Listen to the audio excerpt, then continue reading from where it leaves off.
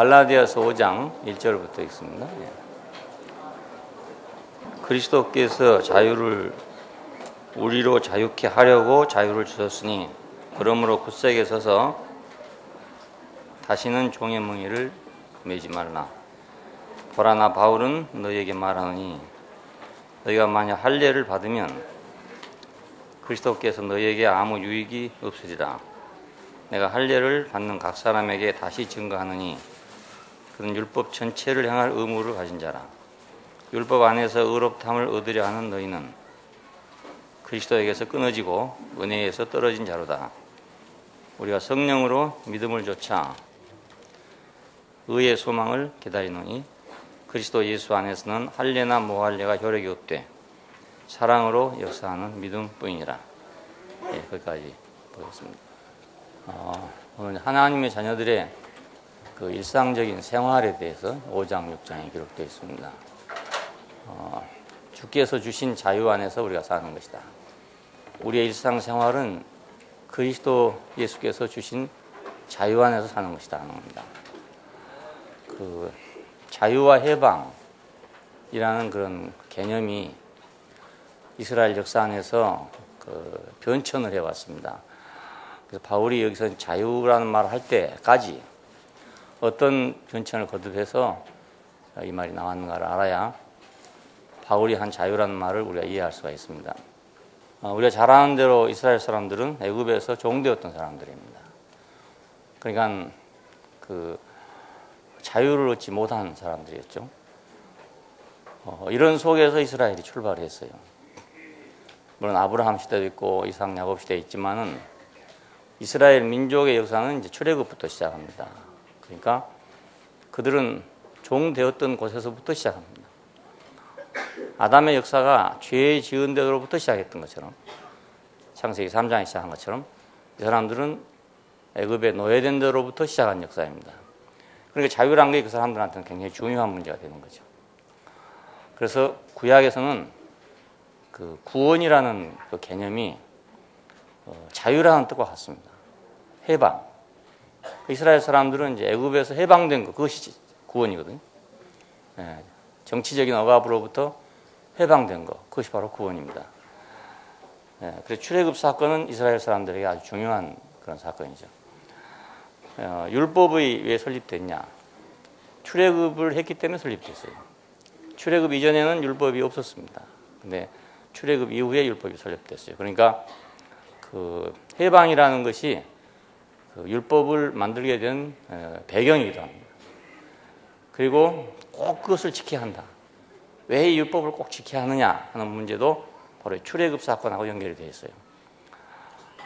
십계명의 맨 처음 보면 나는 너희를 애굽 땅 종되었던 곳에서 이끌어낸 여호와니라 그렇게 되어 있죠. 그러니까 그냥 히랍 사람처럼 막연하게 추상적으로 신을 생각한 것이 아니라 자기들을 종되었던 곳에서 이끌어낸 여호와라 그 말입니다.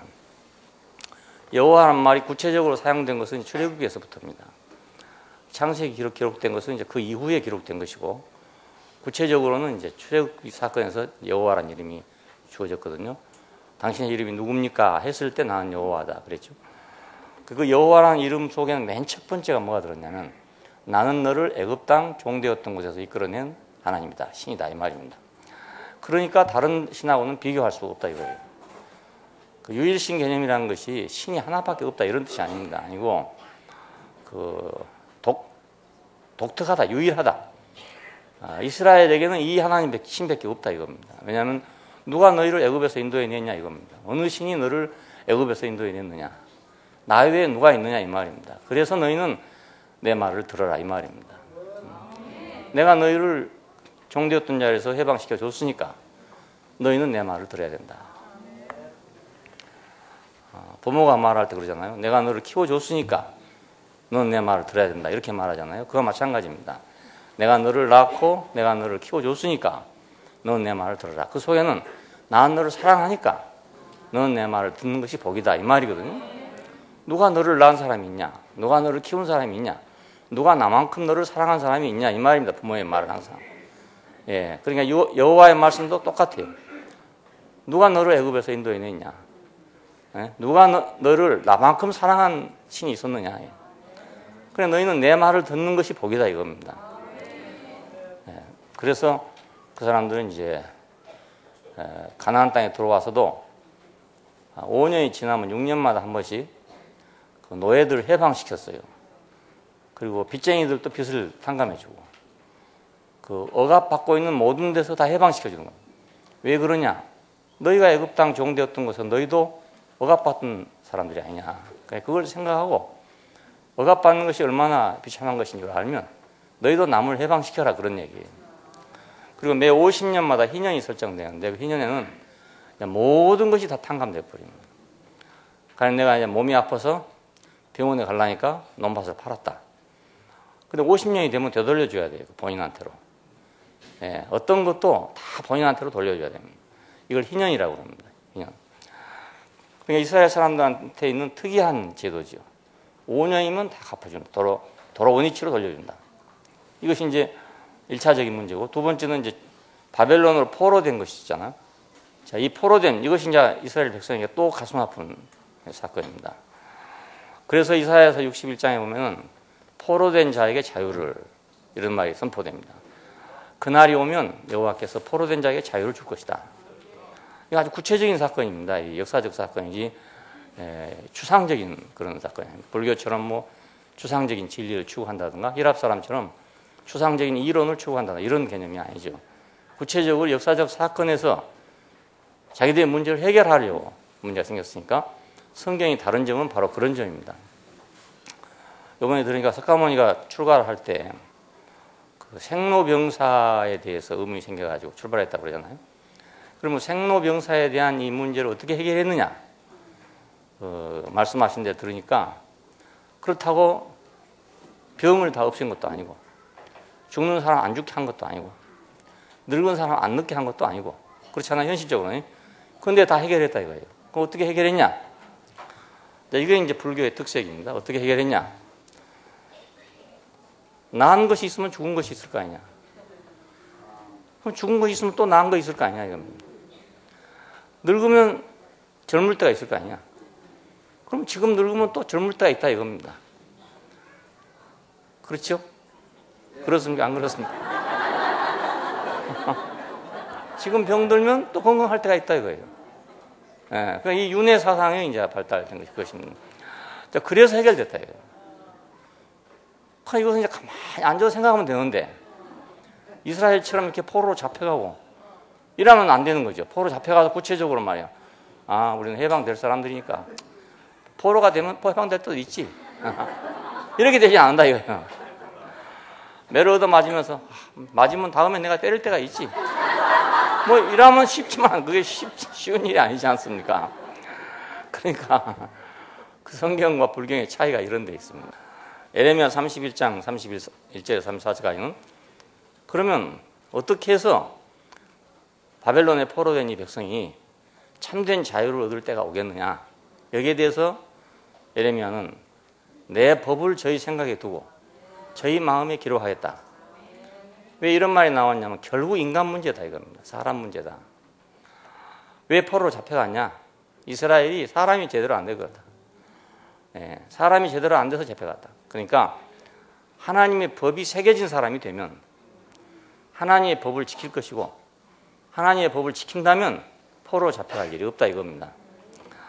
그러니까 우리 같으면 국력이 약해서 잡혀갔다든지 당파 싸움을 하다가 망해먹었다든지 뭐 이렇게 해석이 되는데 이 사람들은 그 포로로 잡혀간 사건을 해석할 때 너희가 오직 여호와를 버리고 우상을 숭배하고 다른 신을 섬겼기 때문에 그렇다 이거예요. 그것이 원인이다 이겁니다. 그렇게 해석을 했어요. 그러니까 그 해석에 대한 반대급부로서 그럼 어떻게 해결할 것이냐? 마음에 내 법이 기록된다면 그러면 너희는 그런 사람이 안 될 것이다 이겁니다. 에스겔서에서는 그 말을 다른 말을 하고 있는데요. 새로운 마음을 주실 것이다. 새로운 마음 하는 말이 나옵니다. 그리고 새 영을 불어준다. 나의 영을 너희에게 불어넣을 것이다 하는 말이 에스겔서에 나온 말입니다. 그러니까 에레미야는 내 법을 너희 속에 새기겠다 이거고 에스겔은 새 마음을 주겠다. 새 마음을 주겠다. 새 영을 너에게 부어주겠다. 그러나 의미는 같은 거예요, 사실 알고 보면. 자, 포로된 자에게 어떻게 자유가 되냐? 하나님의 법이 마음에 새겨지고 새로운 마음이 되고 하나님의 영이 그 안에 있으면 포로될 필요가 없다 이겁니다.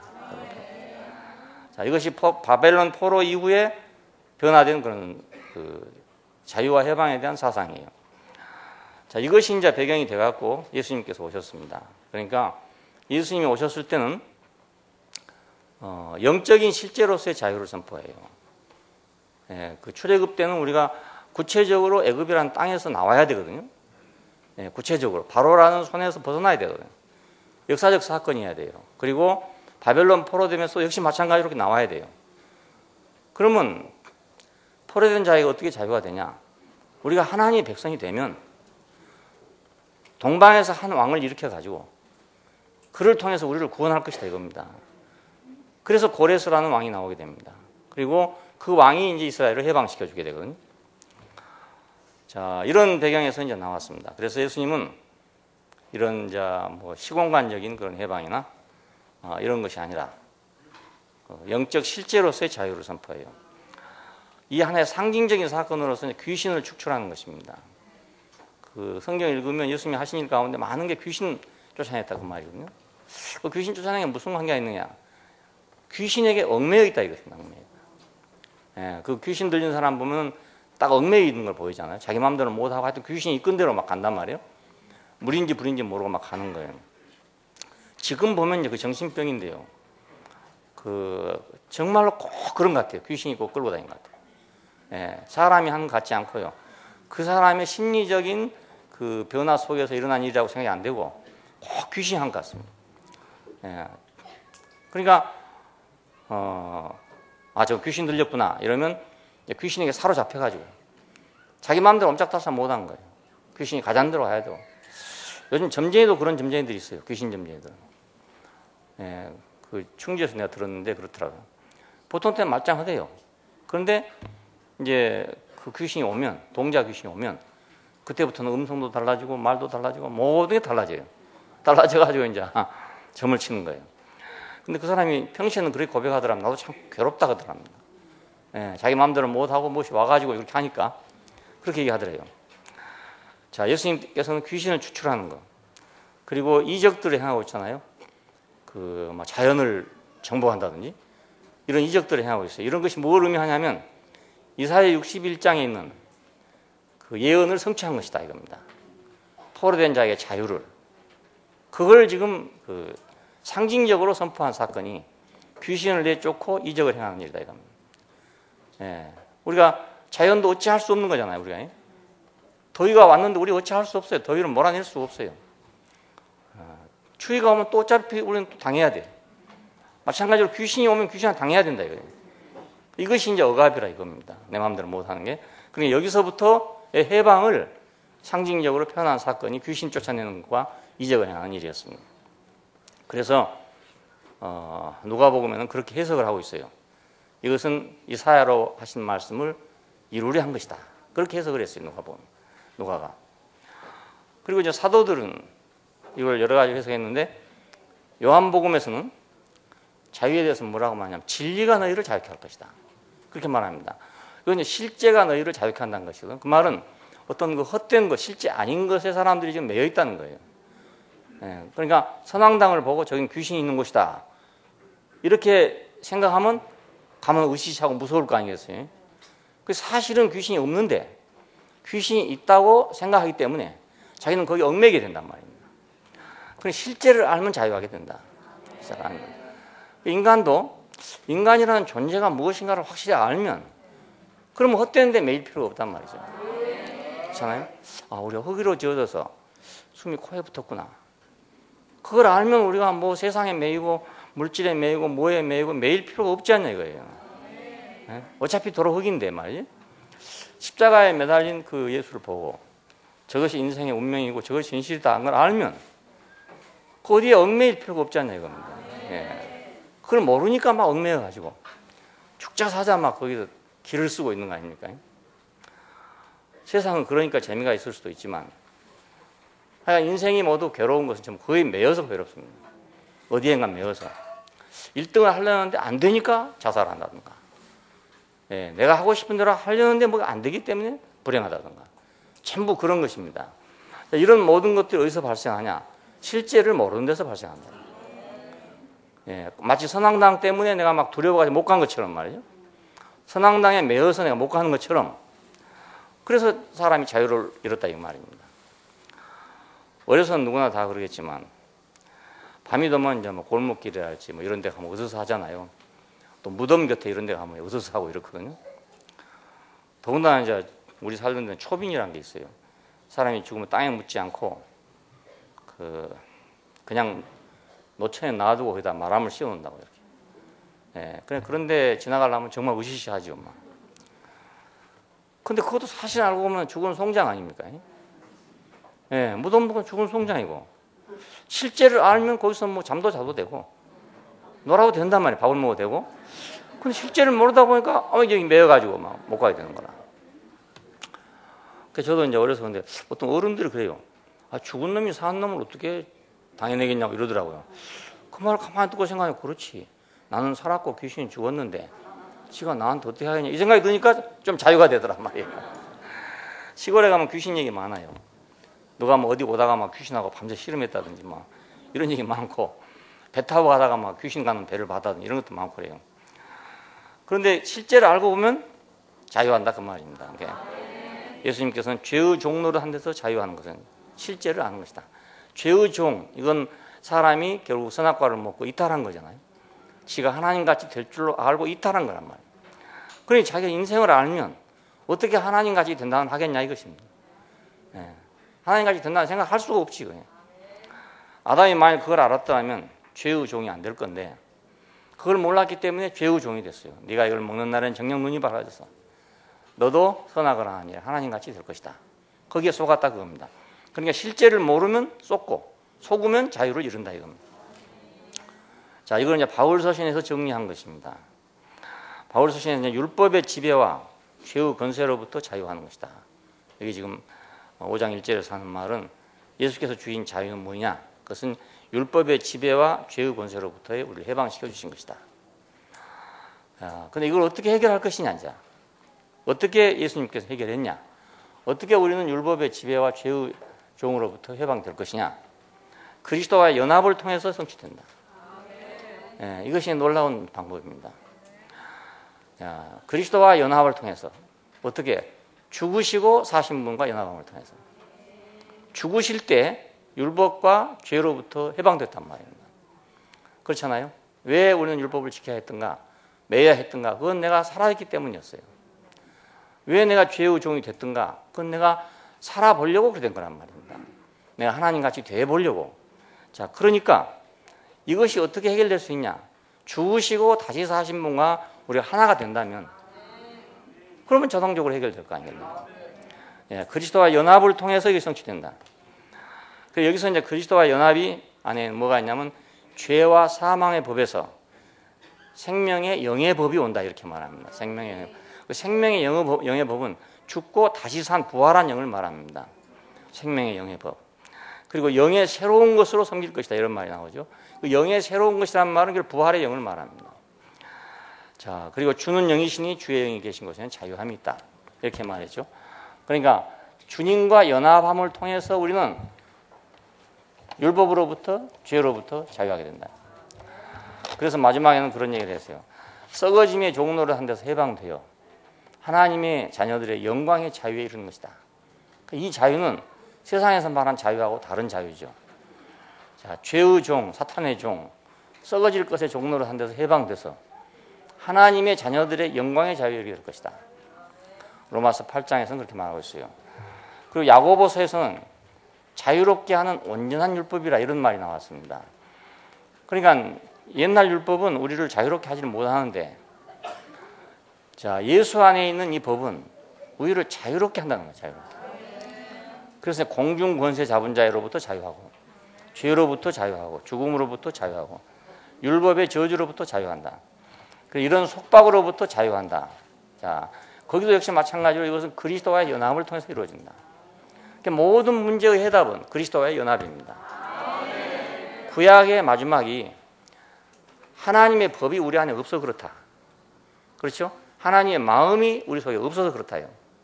새 마음이 없어 그렇다. 하나님의 영이 우리한테 없어서 그렇다. 그것이 이제 구약의 마지막 결론입니다. 원인이. 자, 그러니까 이에 대한 해답은 우리 안에 그 법이 있으면 되는 거잖아요. 우리 안에 그 마음이 있으면 되고 우리 안에 그 영이 있으면 되는 건데 그 법, 그 마음, 그 영이 오려면 그분과 우리가 연합해야 가능하지. 그걸 따로 우리가 떼올 수 없다 이 말입니다. 가져올 수 없어요. 예, 그분과의 연합 안에서만 이것이 가능한 일이에요. 완전한 우리 해답, 이것은 그분과의 연합입니다. 그러니까. 자, 하나님의 자녀들의 일상생활은 그러니까 그분과의 연합이 결정적인 문제가 되는 것이죠. 자, 여기서는 이걸 우리가 가지고 주님께서 주신 자유에 대해서 우리 생각해 보겠습니다. 첫째는 우리가 육체로부터의 자유입니다. 여기 육체란 말은 타락한 인간이라는 뜻입니다. 타락한 인간. 야, 그러니까 타락한 육체는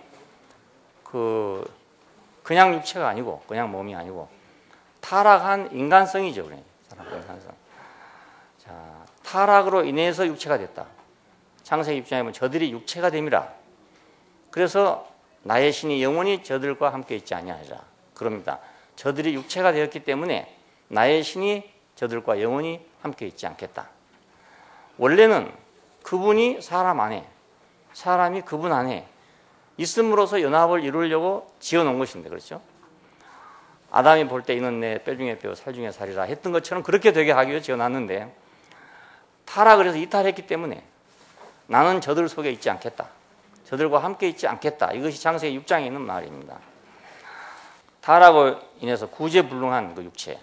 거기서부터 우리가 해방돼야 참된 해방이 되죠. 그러니까 예수께서 육체가 됐습니다. 왜 그런가? 이 육체에서 해방되게 하려고. 죽으시고 부활하심으로 새 생명의 주가 되셨다. 육체가 되셨지만, 우리와 같은 육체가 되셨지만 죽으시고 부활하심으로 새 생명의 주가 됐다. 그래, 비록 우리가 범죄하고 육체가 됐지만 죽고 다시 사는 부활 안에 있으면, 죽고 다시 사신 분과 우리가 연합하면 우리는 새 생명을 얻는다 그 말입니다. 그냥 그가 새 생명의 주가 됐으니까. 육체는 더 이상 하나님을 섬길 능력이 없어졌어요. 예. 왜냐하면 원래는 우리 인간이 하나님을 섬기기 위해서 지어졌습니다. 원래가 지어지기를. 그런데 더 이상 이제 그럴 능력이 없어졌다. 왜냐하면 완전히 멀리 이탈해버렸다 이겁니다. 근데 그것은 죽음밖에는 해결이 없다. 예, 고칠 수가 없게 돼버렸다. 육체가 됐단 말은 고칠 수가 없다는 뜻입니다. 예, 고칠 수가 없다. 말씀이 육체가 되어 그럴 때 그 육체가 됐단 말은 분리할 수가 없다는 뜻입니다. 이것이. 말씀과 그 인간을 분리할 수가 없다. 그런 사람이 됐다 이거예요. 자, 그러니까 죄와 더불어 육체가 돼도 분리할 수가 없고 의와 더불어 연합해도 분리할 수가 없다. 이건 생명의 연합이기 때문에 그렇죠. 자, 이것이 이제 어디서 해방되겠습니까? 십자가 앞에서 우리가 해방이 되는 거죠. 십자가는 왜 필요한가? 바로 이것 때문에 필요합니다.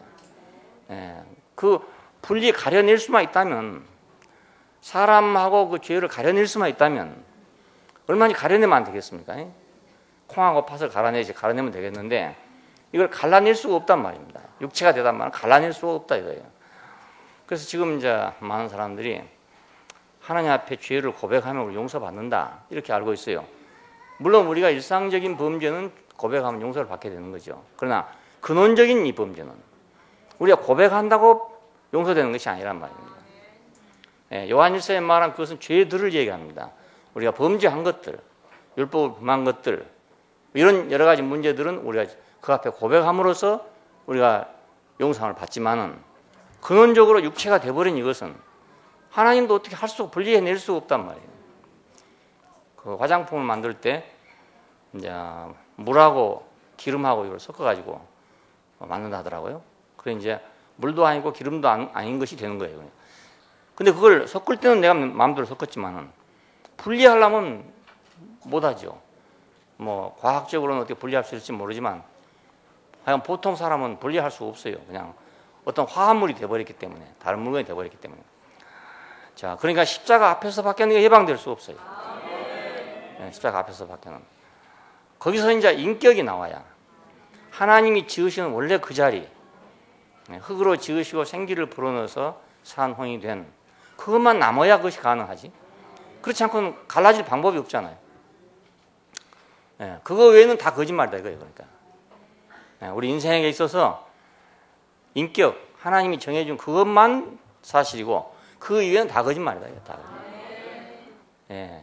저 사람은 숨 쉬는 것만 나도 다 거짓말이다. 이런 식으로 맞잖아요. 예를 들면 말이야. 숨 쉬는 것 빼놓고는 다 거짓말이다. 우리 인간도 마찬가지로 숨 쉬는 것만 빼놓고 다 거짓말이다. 다 가짜고 다 거짓말이다. 그러니까 다른 걸 다 빼야 이제 진짜가 남는 거죠. 그 자유는 인격 안에 있다. 우리는 많은 걸 가져야 자유할 줄 알았어요. 우리가 힘이 있어야 자유할 줄 알았어요. 세상에서는 얼핏 보면 그렇잖아요. 힘 있는 놈이 자유하잖아요. 힘 있는 놈이. 사자를 보면 뭐 마음 놓고 들어놓 있어요. 네 발 벌리고 활에 다 벌리고 자유해. 왜냐면 아무도 자기를 뭐 건드릴 놈이 없으니까. 근데 뭐 토끼랄지 쥐랄지 뭐 이런 것도 막 끊임없이 감시를 하고 있는 거예요. 신경을 쓰고 있어요. 누가 잡아먹을지 모르니까. 그렇게 보면은 야, 토끼는 참 자유가 없다. 사자는 정말 자유하네. 그렇게 볼 수 있잖아요. 자, 그 동물적인 세계에서는 그렇단 말입니다. 근데 인간의 세계는 그게 아니고 뭔가 막 권력이라는 걸 만들잖아요. 이렇게 힘을 만들거든요. 그 힘이 있으면 자유한다는 생각을 가지고 있어요. 근데 이건 만들게 된 힘입니다. 사자는 주어진 힘이지만 사람이 돈을 가진다니 명예를 가진다 권세를 가진다 이것은 전부 만들어 놓은 거란 말이에요. 그냥 만들어 놓은 것 속에서 내 자유할 것 같지만 자유를 하지 못해요. 돈이 있으면 더 자유롭지 못하고. 가난했을 때는 정말 자유한 거예요. 문 다 열어놓고 다녀도 상관없어. 그냥 뭐 대문 다 열어놓고 다녀도 상관이 없어요. 근데 돈이 있으면 문 꼭꼭 잠가야 되고 담치고 그 위에 철조망 또 얹어야 되고 철조망 위에 또 하나 얹어야 되고 이렇게 되는 거예요. 가지면 가질수록 더 그래. 더 많이 가질수록 더 그래요. 권력도 마찬가지입니다. 권력이 크면 클수록 더 위험해. 그러니까 막 더 철통같이 지켜야 되는 거예요. 지켜야 되는 거예요. 경호원이 막 따라다녀야 되고. 그 대통령 하다 나온 사람 뭐 평생 경호원이 따라다니잖아요. 누가 해치면 안 되니까. 그러니까 참 그것도 불편하겠더라고요. 경호원이 뭐 평생 따라다니면 얼마나 불편하겠어요. 돈은 대주지만. 돈 있는 사람은 뭐 이건희 씨 같은 분 어디 간데 가도 막 쫙 호의하는 사람이 많이 있잖아. 큰일 나거든. 죽으면 큰일 나거든. 그러니까 자유할 것 같은 자유를 못 해요. 편하게 잠을 잘 수가 없어. 보초 세워놓고도 잠을 자기가 어렵단 말이에요. 그러니까 인격만 남아야 자유가 된다. 참 인격만 자유한다. 그러니까 타락으로 인한 그 구제불능의 육체에서 우리가 해방되고 자유를 얻을 수 있는 길은 십자가 앞에서 인격만 남아야 가능하다. 그러니까 사실 인격만 있으면 너무너무 쉬운 거죠 또. 어려운 게 하나도 없는 일이에요 이것이.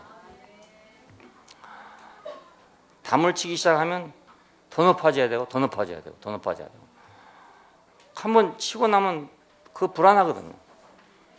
어쩐지 이거 넘어올 것 같아. 그럼 또 조금 더 높여야 돼. 그 며칠간 괜찮았는데 며칠 지나면 또 불안해. 그거 넘어올 것 같아. 이번에 뭐 점프하는데 보니까 와 높이 뛰대요. 그런 사람들은 뭐 짝대기 하나 가지고 뛰어보면 그만 그러니까 곰곰이 생각하면 불안해. 곰곰이 생각하면 불안해. 그래가지고 그런 재밌는 일도 있어요. 결혼할 때 폐물을 많이 받았는데 이걸 가지고 있으니까 불편하잖아요. 집에 놔둘라니 농안에 넣어야 될지 농 밑에 넣어야 될지 어디다 놔야 될지 몰라. 그래서 시아버지를 줬어. 그때 시아버지가 또 이걸 받아놓으니까 얼마나 부담이 되겠어요? 이걸 이리 감춰보기도 하고 저리 감춰보기도 하고 온갖 거 다 해봤죠. 그러다 마지막에 생각한 것이 창고에 쓰레기 버린 데다가 놔두면 되겠다 이 생각. 쓰레기 버린 데다가 이제 라면 박스에다가 뚫뚫 뭉쳐가지고 그냥 보물 아닌 것처럼 갖다 넣어놨단 말이에요. 근데 오래됐어 이제. 오래되고 나니까 이거 기억이 없잖아요. 그래서 그걸 청소한다고 싹 내 던졌고. 그러니까 송두리째 다 날아가 버린 말았어. 진짜로 이제 완전하게 그러니까 보관이 된 거죠. 뭐 더 염려할 필요가 없이 보관이 돼 버렸어.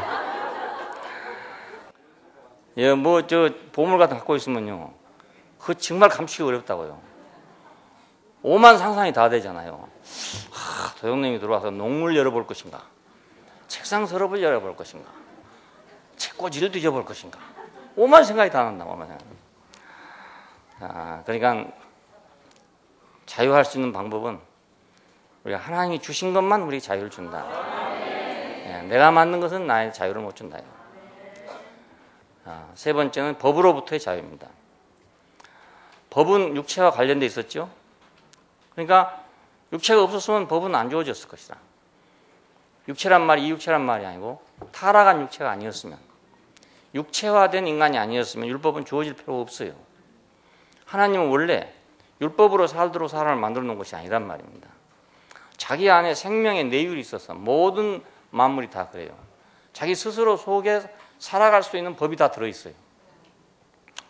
추운 것 더운 걸 다 가릴 수 있는 법이 다 들어있고, 또 다른 존재들하고 어떻게 살 것인가 거의 다 가려져 있고, 생명을 전부 조정할 수 있는 거의 다 가려져 있고, 그래서 너무 많이 있지도 않고 너무 적게 있지도 않고. 어떻게 생각하면 뭐 토끼 같은 것은 한 번에 새끼를 10마리씩 낳거든요.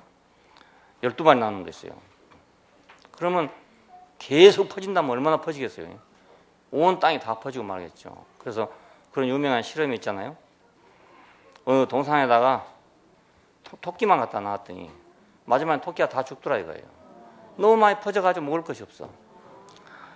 그래서 그런 데는 이제 호랑이나 이런 놈을 하나 놔둬야 적당하게 잡아먹고 적당하게 보호해 주는 거야. 예. 근데 그 놈들은 사람처럼 말입니다. 마구잡이로 그냥 그물로 다 걷어가는 게 아니고, 갖다 가죽 뺏겨 팔아먹는 게 아니고, 지 배고픈 것만큼만 먹어. 많이 먹지 않고. 그러니까 적당하게 인원이 조절되는 거예요. 우주는, 이 지구는 그렇게 하도록 돼 있었단 말입니다. 근데 사람이 이제 타락해 놓고 나니까 그물로 긁어다가, 그거다가 그건 가죽대로 팔아먹고, 이런 식으로 하다 보니까 이게 어느 것은 멸종되고 어느 건 남고 이렇게 된다고요. 그렇게 되면 이제 생태계에 불안정이 생겨가지고 이제 문제가 된다고 그러지 않습니까, 지금? 그래서 2012년인가 11년이 되면 지구에 대변혁이 일어난다고 합니다. 어쩌면 그럴 것 같아요. 지금 근래 몇 년 사이에 기후가 급격히 변하고 있어요. 예, 그래서 이번에 들으니까 이제 장마 전선이라는 게 예보할 수 없게 됐답니다. 예, 전에는 우리가 그 기간이 돌아오면 우리 한반도에 장마 전선이 형성되게 돼 있었어요. 그래서 구름대가 올라갔다 내려갔다 하면서 비가 오는 겁니다. 이렇게 어디를 안 떠나고요. 그것이 6월 중순에서 7월 중순 이런 식으로 돼 있었어요. 그런데 이제는 그게 안 된다네요. 안 맞는다네요. 그래서 금년에도 지금 중부 쪽에서는 비가 왔고 남부에는 비가 안 와버렸어요. 장마철에 말이야. 이번 9월 달에 비가 온답니다. 또 이제. 그러니까 언제 어디서 비가 올지를 모르는 거예요. 그래서 내년부터는 장마 예보를 안 하기로 했답니다. 기상청에서. 예, 며칠부터 며칠까지 장마다 이 예보를 안 하기로 했답니다. 안 맞으니까. 맞을 수가 없기 때문에. 동해바다에 지금 수온이 2도 이상, 2도인가 얼마가 지금 높아져 있답니다. 그래가지고 뭐 정어리랄지 이런 찬물고기가 다 위로 올라갈 필요가 없다네요. 그리고 저 엉뚱하게 저 남쪽에 살던 놈들이 동해바다로 올라오는 거예요. 그러니까 이거 지금 급격한 변화입니다. 제가 제주에 가서 30도 넘는 날을 한 1년에 한 3, 4일밖에 못 봐요. 근데 작년부터는 한 달 내내 30도예요. 예, 그렇게 급격히 변하고 있습니다. 그러니까 이 속도가 점점 빨라진다네요. 예, 지난 세기 동안 천천히 온 것처럼 천천히 오는 게 아니고 아주 빨라진다요. 빨라져. 그래서 뭐 지구과학을 연구한 사람들이 발표하기로 2012년에 이제 빙하가 녹아가지고 뭐 지구에 대변혁이 일어난다 하니까 아이고 나 죽은 다음에 올 줄 알았더니 좀 내가 살았을 때 올지 모르고. 예, 그래 지금 지분 높은 데 지났는데 물이 거기까지 올라올지 안 할지 나 모르겠어요. 낮은 데 사신 분들 잘 생각해서 높은 데로. 예, 해수면이 막 높아진다니까. 빙하가 녹으면 막 보통 문제가 아니더라고요. 옛날에는 그런 얘기 들으면 아이고 그건 뭐 언제 올지 모르는 거 이렇게 생각했는데 이는 코앞에 닥쳤어요, 지금 사실은. 그러니까 지금 사람 살기 어렵게 됐죠. 무슨 얘기했냐? 이거 지금 법은 지금 육체와 관련되어 있다 했잖아요. 타락한 인간이 없으면 율법은 안 줬을 건데 타락한 인간이 있다 보니까 율법이 주어졌어요. 자, 그러니까 이 법을 무효화시키면 아수라장이 되고, 그렇죠? 또 법을 세워놓으면 사람이 법에 이제 속박을 받게 되고, 지금 그런 게 현실입니다. 그러니까 법을 무효화시킬 수 있는 방법이 뭔가? 그리스도께서 우리를 위하여 저주를 받으사 율법의 저주에서 우리를 속량하셨으니, 자, 그의 죽으심 안에서 율법이 무효됐다 그 말입니다. 예, 그 육체화된 인간이 죽음으로써 율법이 무효화됐다. 그러니까 우리는 율법을 무효화시킬 방법은 우리가 죽는 것밖에 다른 방법이 없어요. 아주 고약한 남편을 만나가지고 어쩔 수 없이 살고 있는데 거기서부터 빠져날 수가 없어. 도망치면 꼭 쫓아오고 더 얻어맞고 뭐 이러니까 한 번 도망쳤다가 두 번 얻어맞고 이러니까 뭐 도저히 할 방법이 없어. 그 남편으로부터 벗어나려면 죽는 수밖에 없는 거라. 방법이 없어요. 그러니까 궁중에 들어갔던 여자들은 살아서 돌아 나오지 못한다잖아요. 네, 죽은 후에만 밖으로 나올 수 있다. 그 임금한테 붙잡혔으니까. 그러니 우리가 사탄에게 붙잡힌 것을 어떻게 뿌리치고 나오겠냐? 그건 우리가 죽는 것밖에 다른 길이 없다. 그럼 사탄은 뭘 붙잡았냐? 하나님이 주신 인격을 붙잡은 게 아니고 우리가 만든 걸 붙잡았단 말입니다. 그러니 자기가 붙잡는 게 없어져 버리면 이제 자기는 잡을 게 없을 거 아니겠습니까? 네. 그러니까 사탄과 우리가 결별하게 되는 거죠. 거기서 결별하게 돼요. 다음에는 계명들로부터의 자유입니다. 계명들은 그리스도로 대치됐습니다. 계명들이란 건 뭐냐? 법을 실행하는 세칙입니다. 네. 그 율법이라는 게 있으면 그걸 어떻게 지킬 것인가 하는 걸 주어진 것들이 계명이잖아요. 자, 법의 실행. 그런데 참으로 하나님의 법을 실행할 수 있는 사람은 누구냐? 그건 그리스도밖에 없어요. 왜냐하면 그 법은 하나님 마음이기 때문에 하나님 마음을 맞출 사람은 그리스도밖에 없단 말입니다. 자, 그러니까 이제 그 계명들은 그리스도로 대치됐습니다. 네, 그리스도가 아니고는 그 계명을 지킬 수가 없다. 여기서 이제 할례라는 예를 들었습니다. 네, 할례는 이제 계명 중에서 절대로 안 하면 안 되는 이런 할례, 육체에 둔 할례예요. 그러니까 이스라엘 백성이라는 표시가 이 할례에 있습니다. 그런데 이 할례가 어떻게 해야 완성되느냐? 육체를 벤다 해서 되느냐 이겁니다. 아무리 해도 안 되더라 이겁니다. 할례는 양피를 베는 건데 그 사람 자신이 죽었음을 표시하는 것입니다. 남자로서 죽었다 이걸 표시하는 것입니다. 아브라함이 100세 됐을 때 이삭을 낳아야 되잖아요. 그때 할례를 받거든요. 그건 뭐냐면 나는 이제 아기를 못 납니다 이 말입니다. 나는 남자 구실을 못합니다. 나는 틀렸습니다. 나는 죽었습니다. 이것을 네가 확인하고 선포하고 너 몸에다가 영원토록 지니라 이겁니다. 그래서 할례를 하라고 그랬어요. 그래서 온 집안이 다 할례를 해야 됩니다. 물론 이것이 이제 그 근동 지방에 있는 어떤 풍습이었다고 하는데 성경에서는 이걸 이제 그런 의미로 사용하게 됐습니다. 자신의 죽었음을 표시하는 것이다. 근데 양피를 베도 그렇다고 사람이 죽은 게 아니다 이 말입니다. 예, 육신으로는 죽었는데 야 사람 마음으로는 안 죽었는 거예요. 그러니까 이 할례가 십자가가 아니면 해결될 수 없고 할례의 최종적인 그 실제는 뭐였느냐? 그 십자가였단 말입니다. 예, 십자가는 바로 할례죠. 그러니까 할례. 아브라함이 받은 할례는 육신의 할례고 십자가는 우리 인격의 할례란 말이에요. 그리스도의 죽으심 안에 우리의 옛것이 잘라져 나갔어요. 예, 그 옛것, 타락한 것, 육체가 된 것, 그걸 잘라내는 것이 할례입니다. 그거 어디서 잘라내겠어요? 우리가 할례를 받는다고 잘라내겠냐 이겁니다. 그리스도의 죽으심 안에서 우리가 함께 죽은 그 자리에서만 우리의 옛것이 잘려져 나간다.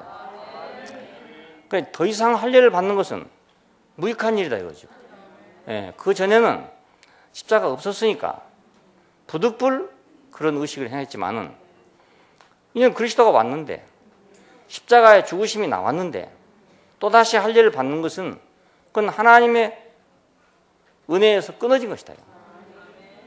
예, 그리스도에서 끊어지고 은혜에서 떨어진 것이다. 5장 4절에 보니까 예, 그리스도에서 끊어지고 은혜에서 떨어진 자로다.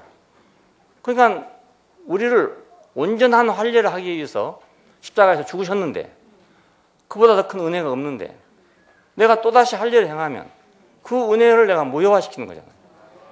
하나님이 내게 베풀어 주신 은혜를 무효화시키는 것이다. 예수께서 죽으심을 통해서 내게 베풀어 준 은혜를 내가 거절한 것이다. 이거 거절한. 근데 그 사람들은 그랬어요. 아니 십자가도 있고 할례도 하면 더 좋지 않냐 이렇게 생각했다. 예, 여기 지금 율법주의자들은 그렇게 말한 것입니다. 예수님을 반대한 게 아니고 예수를 믿는 기독교인들 가운데서 그 유태인들이었죠. 우리 조상 때부터 내려오던 이런 아름다운 전통인데 하나님이 명령한 전통인데 안식일이랄지 할례랄지 이런 것들이 이것을 왜 버리겠냐 이겁니다. 예? 이건 이것대로 시행하자. 이게 지금 갈라디아서의 문제입니다.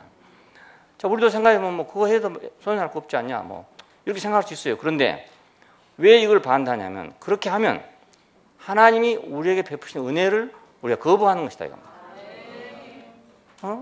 밥을 기껏 줘서 배부르게 먹여놨는데 또 다른 사람이 국수 준다고 또 먹으면 말입니다. 내가 밥 준 건 뭐가 되냐 이거지. 그러니까 안 그렇습니까? 없는 돈에 막 기껏해서 하여튼 막 배부르게 먹여놨어. 더 이상 먹을 수 없도록. 그랬더니 또 누가 와가지고 말입니다. 또 고기 사준다고 또 먹는다 이거나. 그러면 뒤로 가면 어찌 되겠어요? 내가 나한테 저 사람한테 밥 얻어 먹었다 할지 이 사람한테 밥 얻어 먹었다 할지 모르게 되는 거라. 그러니까 첫 번째 사준 사람이 헛일이 돼버리고 말아서. 예? 차라리 그러려면 안 사줄 걸 말이지. 배 터져 죽을 때 이제 두 번째 사람 때문에 배 터져 죽는 거야. 그러니까 예. 그러니까 내 공로는 다 없어져 버렸죠 뭐. 다 없어져. 헛일 됐어. 그러니까 그리스도에서 끊어지고 은혜에서 멀어진 자로다. 더 이상 할례 받으면 안 된다. 안식일도 또 마찬가지입니다. 참 안식을 줬는데 안식일을 또 지키자. 그 말은 참 안식에서 끊어지는 거잖아요. 그래서 그걸 반대한 것입니다. 모든 계명들은 그리스도의 죽으심 안에서 성취됐어요.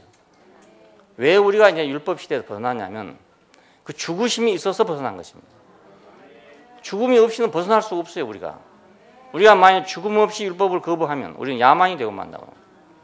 예, 그렇잖아요. 무율법주의자가 되면 야만이 되고 만 야만이. 자, 그러니까 우리가 그의 죽으심 안에 있을 때만, 죽으심과 연합할 때만 율법은 우리에게 무용하다. 예, 더 이상 그것을 행하는 것은 그러니까 그리스도의 은혜를 모독하는 것이다. 예, 죽으심을 통해서 우리가 안식을 주고 죽으심을 통해서 우리 해방을 줬는데 우리가 또다시 그 일로 돌아간다면 우리는 전의 것에 대해서 무엇인가 부족하다고 생각하는 거란 말이에요. 그 전의 것을 무엇인가로 대체하는 거예요. 그러니까 이게 모독하는 거 아니겠습니까? 그래서 그리스도에서 끊어지고 은혜에서 떨어진 자로다. 그 다음에 오늘 현실적인 문제들이 있는데 이건 종교와 교리와 전통으로부터의 자유입니다. 오늘날 사람들은 이런 데 매여 있습니다. 물론 세상 사람은 지금 다 열거할 수가 없고요. 하나님의 백성이라는 사람들에 대한 문제만을 얘기하겠습니다. 하나님의 백성들 어디 매여 있냐? 종교에 매여 있고 교리에 매여 있고 전통에 매여 있고 그렇습니다. 참된 자유를 갖고 있지 못해요. 종교란 건 뭐냐? 교리란 건 뭐냐? 전통이란 건 왜 중요하게 생각하느냐? 타락한 사람이 하나님을 가까이 해보려고 하는 시도예요. 예, 거기서부터 해방돼 보려고. 하나님을 가까이 함으로부터 해방돼 보려고. 예? 자유를 해보려고 눈에 들어보려고 하는 모든 시도란 말입니다. 이건 가인과 아벨에서부터 시작됐습니다. 누가 시키지도 않았는데 둘이 재물을 가지고 갔잖아요. 그래서 여호와 앞에 재물을 들여놓고 받았니 안 받았니 싸워가지고 죽였단 말이에요. 누가 그걸 내놓으라 했습니까? 하라 했습니까? 예?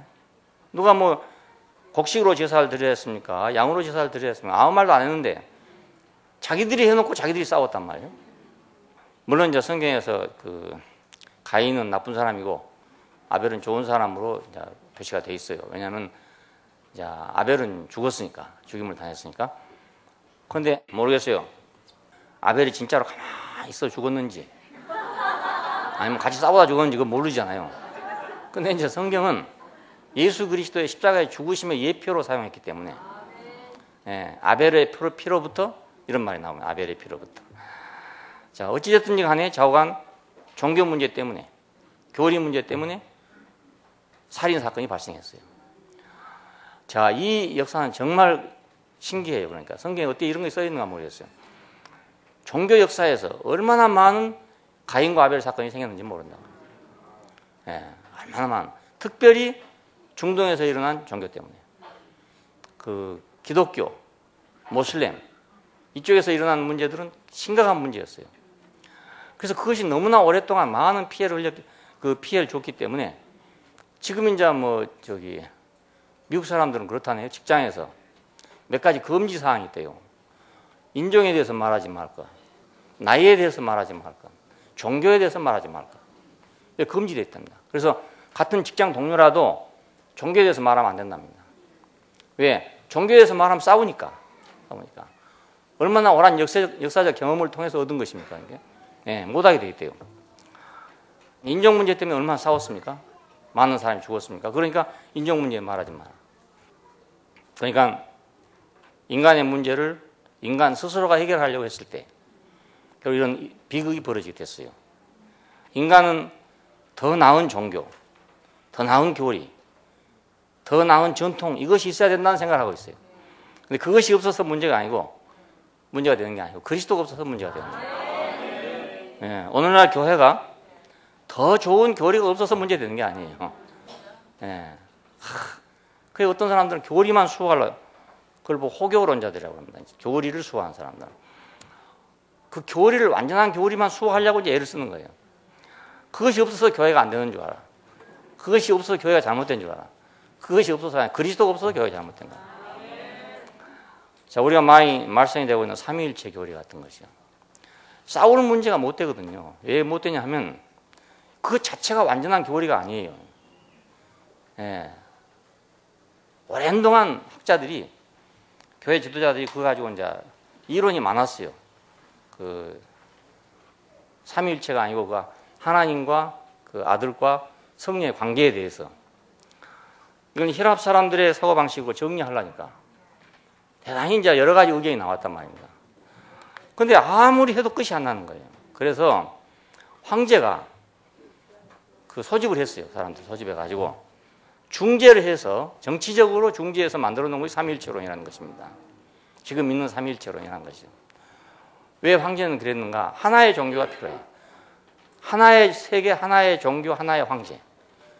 자기가 유일한 황제가 돼야 되기 때문에 종교가 두 개 되면 안 되는 거예요. 교리가 둘 되면 갈라질 거 아닙니까? 그래서 황제가 나서가지고 중재를 해서 만들어 놓은 것이 지금 삼위일체론이라는 것입니다. 그냥 누구도 이걸 절대성을 부여할 수 없어요. 그러면 싸울 일이 못 되죠. 그렇잖아요? 절대적인 게 아니니까. 어차피 어거스틴도 그렇게 말했어요. 이것은 하나님의 비밀이다. 그러니까 우리 인간의 이성으로서는 더 이상 우리가 이것을 합리화시킬 수가 없다. 이건 믿음으로 우리가 그냥 받아들여야 할 문제다. 이렇게 해놨다. 그걸 가지고 왜 싸우냐 이겁니다. 완전하다면 모르지만 자기들 스스로도 완전하지 않다 해놓고 어떻게 싸우냐 이겁니다. 그렇잖아요? 이런 점에서 불교가 훨씬 더 낫더라고요. 왜냐하면 이 사람들은 그런 절대적이란 게 없어요. 그러다 보니까 뭐 이렇게 말하나 저렇게 말하나 다 용납을 해. 이런 사람도 용납하고 저런 사람도 용납하고. 그것 때문에 싸우진 않아. 의견이 틀리다 해가지고. 뭐 깨달음이 틀렸다고 싸우질 않아요. 교리가 틀려서 싸우질 않아요. 그것 때문에 죽고 살 일이 없어. 그러니까 사람들은. 근데 기독교는 이런 것을 죽고 살고 하는 거라니까. 죽으니 사니 하는 거예요. 그래서 이단이라는 말이 그래서 나온 거라. 이런 것을 바로 세우려고 하다 보니까 이단이라는 말이 나오게 됐어요.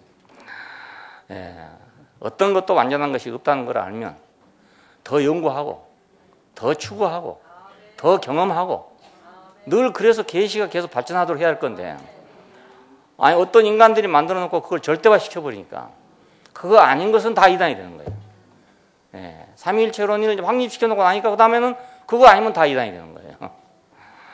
그럴 문제가 아니지 않습니까? 학문도 계속적으로 추구해야 될 문제지 어느 것을 딱 고정시켜 놓고 있을 수 있는 게 없단 말이에요.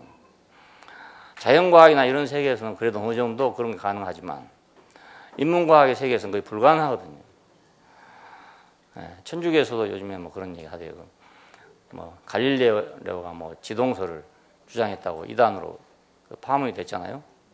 뭐 이런 문제들. 그러니까 이제 바티칸에 비밀 문서 창고가 있다네요. 그동안에 교회에서 했던 모든 그 사건을 기록해 놓은 비밀 문서 창고가 있대요.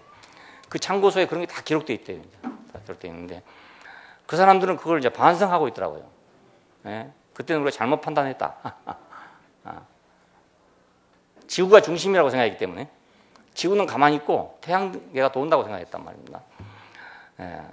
왜 그렇게 생각했냐? 성경에 하나님께서 지구를 중심으로 창조하지 않았냐 이겁니다. 그랬는데 이제 뒤로 보니까 거의 자기들이 틀렸다 이거예요. 예? 자기들 판단이 틀렸다 이거예요. 차라리 그런 사람 더 나아 그래도.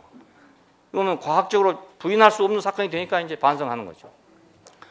근데 인문과학은 반성이 불가능해요. 이 이론이 끝이 없거든요. 끝이 없어. 자, 그러니까 인간의 문제를 종교적으로, 교리적으로, 전통을 통해서 해결하려고 하는 생각처럼 어리석은 생각이 없어요. 어리석을 뿐만 아니라 그건 악랄해지게 돼요. 그건 악랄해지게 된다. 그걸 절대적으로 주장하면 누구를 죽여도 죽이게 된다. 그리스도는 낡은 것들을 위해서 오신 것이 아니라 그것들을 또 더 좋은 교리, 더 좋은 종교, 더 좋은 전통을 세우기 위해서 오신 것이 아니고 새 사람을 위해서 오셨어요. 새 사람. 네. 더 좋은 종교, 더 좋은 교리, 더 완전한 교리를 위해서 오신 것이 아니고 새 사람, 다시 태어난 사람, 하나님의 마음이 있는 사람, 그의 영이 있는 사람, 그 사람을 위해서 왔단 말입니다. 그래서 할례나 무할례가 아무 효력이 없대. 오직 새로 지으심을 받은 새 사람뿐이니라. 네, 6장 15절에 보면 그러잖아요. 할례나 무할례나 아무 효력이 없다는 거예요. 사실 그렇잖아요. 삼위일체론이 우리한테 무슨 효력을 줍니까? 예를 들면 교리가 우리한테 무슨 효력을 주냐 이거예요. 내 인간을 변화시키냐 이겁니다. 안 시켜. 변화시키지 못해요. 예, 어떤 교리도 나를 변화시킬 수가 없어. 변화가 안 되면, 사람이 변화 안 되면 어떻게 그것이 그리스도인이 되겠습니까? 어떻게 그것이 교회가 되겠습니까? 사람이 변화가 돼야 뭐 교회가 되든지 말든지 할 거 아니에요. 예, 세상 사람하고 달라져야 되는데 교리 때문에 달라졌으면 어떻게 사람이 교회가 되겠냐 이겁니다. 그러니까 우리 생명에 아무 영향도 주지 못한 걸 가지고 죽이니 살리니 그것 때문에 얼마나 많은 희생이 벌어졌는지 모르거든요. 예, 그러니까 할례나 무할례가 아무 효력이 없으되 오직 새로 지으심을 받은 새 사람뿐이다. 새 사람은 누구냐? 오직 죽고 다시 산 그리스도와의 연합돼가지고 거기서 태어난 사람이죠. 그리스도와 함께 심겨지고 함께 자라난 사람이다. 자, 연합이란 말이에요. 함께 심겨지고 함께 자라난다 그 말. 그러니까 그리스도 죽으실 때 함께 죽고 살 때 다시 살았다, 함께 살았다 그거예요. 우리가 예수와 함께 십자가에 못 박혔은즉 이미 그렇게 죽었으니까 이제는 우리가 그리스도로 산다 이겁니다. 그리스도가 내 안에 산다. 자, 그러니까 새 사람은 죽고 다시 난 분 안에서 새로 태어난 사람이지 종교나 교리나 전통이나 의식이나 이런 걸로 인해서 개종했다든지 종교에 입문했다든지 이런 사람이 아니라 그겁니다. 예, 그건 기독교인이 아무리 돼도 그것은 새 사람이 아니다 이겁니다. 그리스도께서 회복시켜 주신 인격 안에서 우리가 자유하게 된다. 예, 그리스도께서 회복시켜 주신 그 인격은 뭔가? 그건 우리가 잃어버렸던 거잖아요. 유린당했던 거, 무시됐던 거. 나도 무시하고 사탄도 무시하고. 예, 사탄은 그걸 중요하게 생각했겠죠. 우리가 무시하니까 그걸 휘몰아 쳐가지고 갖다 쓰레기통에 집어넣게 만들었단 말이에요. 그러니까 그리스도께서 회복시켜 주신 그 인격 안에서 우리가 다시 사는 것. 이것이 그리스도인의 생활이에요. 어떤 교리적인 생활을 하는 게 그리스도인의 생활이 아니고 모든 얽매이기 쉬운 것들로부터 해방돼서 참된 자유를 누리는 것이다. 그러니까 이거 교리에 매이는 사람도 보면요, 꼭 귀신 매이는 사람 똑같아요. 교리가 자기를 살게 하는 것처럼 거기 붙들려 있어요. 예, 그리고 막 거기 틀리면 막 핏대내고 막 싸우는 거라. 아무리 친한 사람끼리라도. 친한 사람 따로 없어요. 따로 없고 거기 가면 막 다 원수가 돼버려 막. 야, 그전에 보니까 그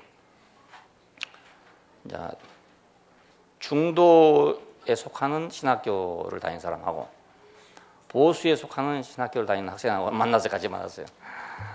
이제 신학교 가기 전에는 나 대학교 다닐 때는 친구였어 다.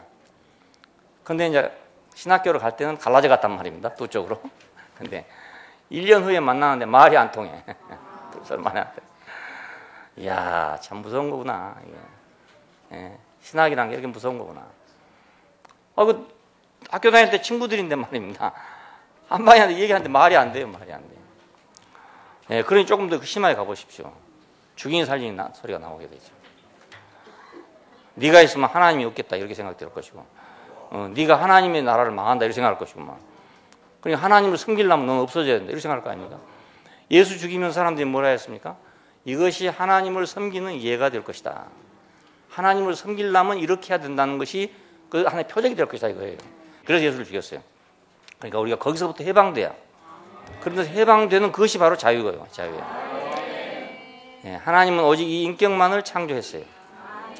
다른 건 창조한 일이 없어. 교리를 창조한 일도 없고 종교를 창조한 일도 없고 아무것도 없어요. 그러니까 이 인격만을 창조했어요. 이 인격을 다시 부활시킨 것입니다. 예, 잃어버렸던 이것을 살려냈다 이거예요. 우리가 옛날에 그런 노래였었나? 뭐 잃었던 생명 다시 찾고 뭐 이런 노래가 있잖아요. 찬송가에 보면은 그 잃었던 생명이 뭔지 몰랐어. 예, 잃었던 생명이. 근데 잃었던 생명이 바로 이 인격입니다. 이걸 부활시켜 가지고 하나님을 표현케 했단 말이에요. 예, 이걸 보고 죽음에서 다시 살렸다 그럽니다.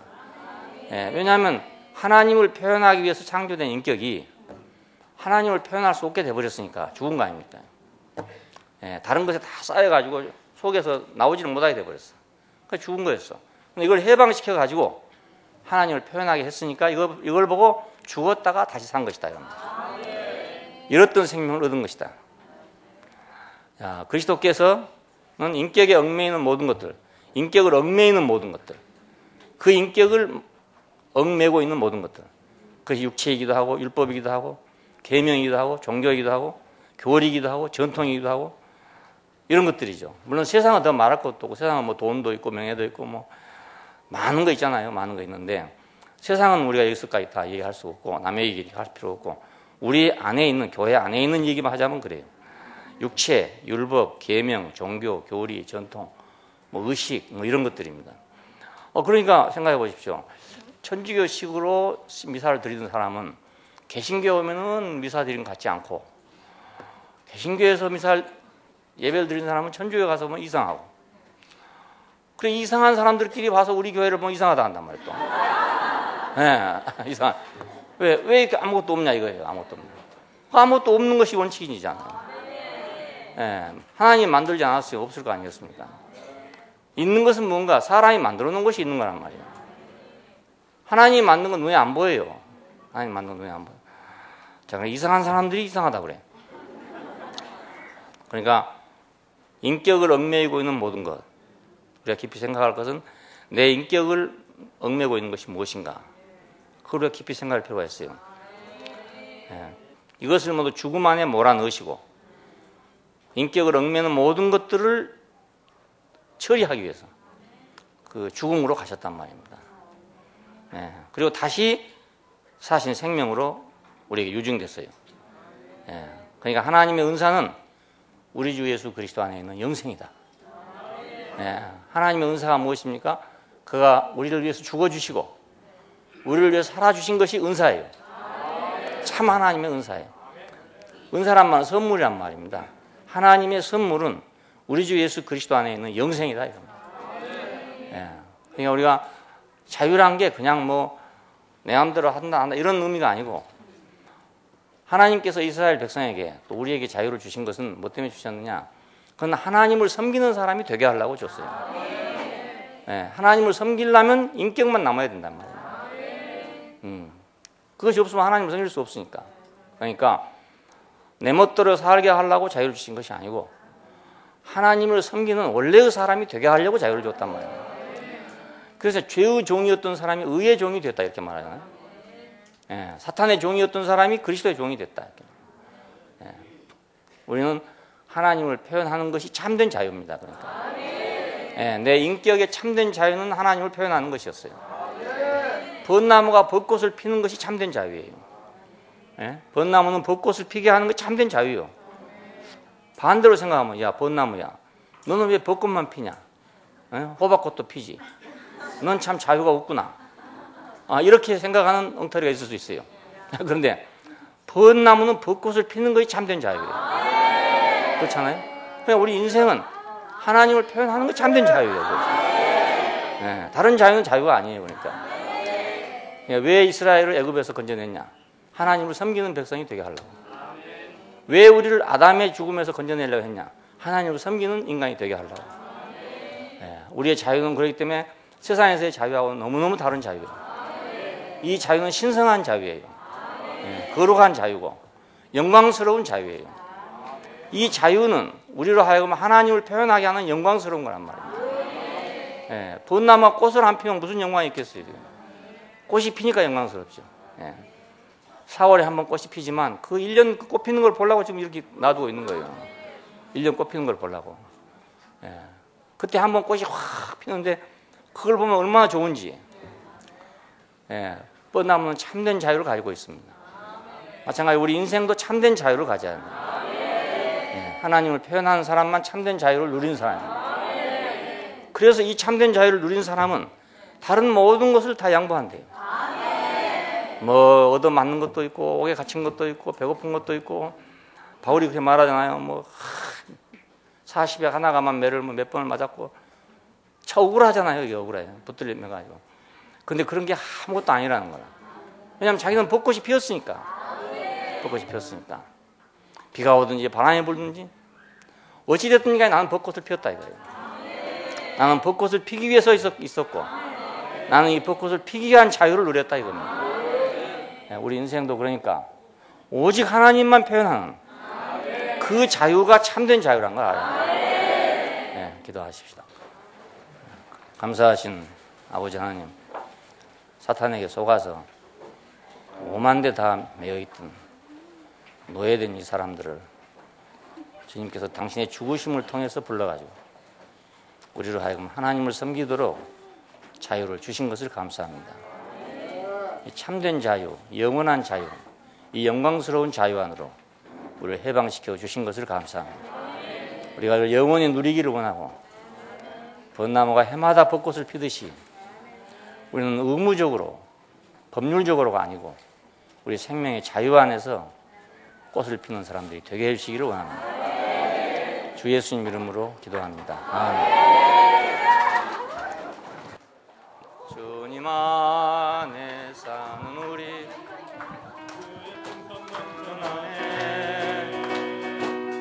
사람 알 수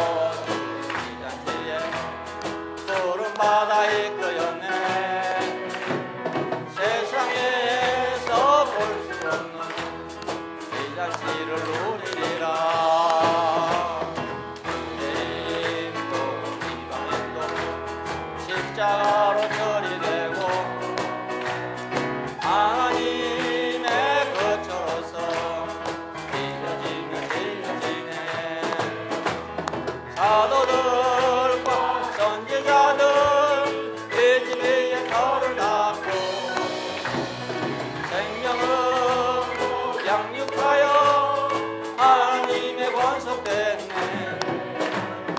거북 같은 모양으로 수정같이 맑게 보여 어린 양의 신부로서 하늘에서 내려오네.